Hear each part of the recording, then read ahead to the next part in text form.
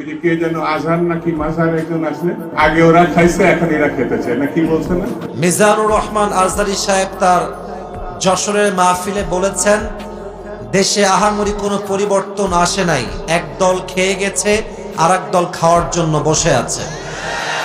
আপনারা বলেন উনি কি কথাটা ভুল বলেছেন না ঠিক বলেছেন? আপনারা বাঘের মতো আমাকে উত্তর দিবেন আওয়াজ করে। প্রিয় কলিজার টুকরা রংপুরের ভাইরা, আজহারী সাহেব কি কোনো দলের নাম উল্লেখ করেছিলেন? এই যে আস্তে কথা বললেন, কোন দলের নাম বলেছেন? কোন ব্যক্তির নাম মেনশন করেছেন?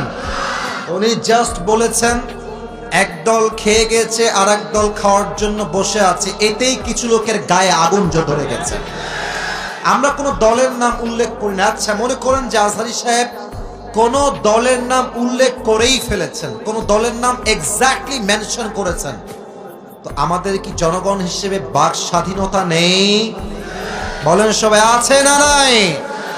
যদি আমাদের বাক স্বাধীনতা কেউ কাটতে চায়, তাদেরকে আওয়ামী লীগের ইতিহাস মনে রাখতে হবে। যুবক ভাইরা আমার,